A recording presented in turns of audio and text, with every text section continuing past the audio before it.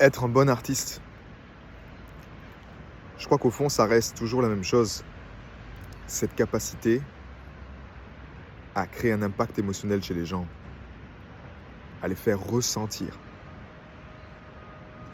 Avec toute cette technologie, toute cette intelligence artificielle, il est de plus en plus dur de trouver des artistes qui sont bruts d'énergie. Que si tu enlèves toutes les fioritures, toutes ces choses, toute cette production autour, toute cet emballage, j'ai envie de dire. Tu enlèves tout ça et tu as juste l'artiste avec peut-être sa guitare ou son instrument de prédilection. Est-ce qu'il crée quelque chose? Est-ce qu'il crée un impact chez les gens?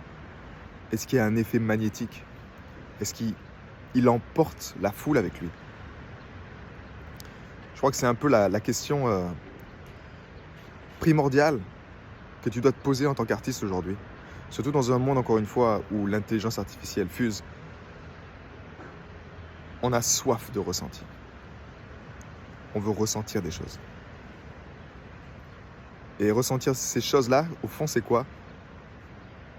C'est ressentir cette communion. Toujours cette même chose. Ressentir qu'on est humain, qu'on est vivant, qu'on a du cœur, qu'on est tous dans le même bateau, cette planète Terre. C'est ressentir ça, en fait. Cet amour. On veut ressentir cet amour. On veut ressentir ce sentiment qui, une fois qu'on le ressent, qu'on l'a, tout le reste n'est pas important. Et idéalement, pour être un bon artiste, un très très bon artiste, tu veux incarner ça. Tu veux savoir au fond de toi que tu y as accès à n'importe quel moment à cet état-là, à cette connexion avec le Créateur, cet état de grâce. Si tu n'as pas ça encore en toi, honnêtement, tu ne peux pas créer de la magie chez les gens. Tu ne peux pas créer ça, au fond. Ça va être difficile. Donc, de quel côté tu te positionnes? Est-ce que tu es actuellement dans un côté beaucoup plus à prendre soin de l'emballage? Tout le côté fioriture quelque part, mais qui est important aussi. Et qu'on voit avec certains artistes aujourd'hui mainstream. Ou est-ce que tu prends soin vraiment du noyau, du cœur? Et tu amplifies ça.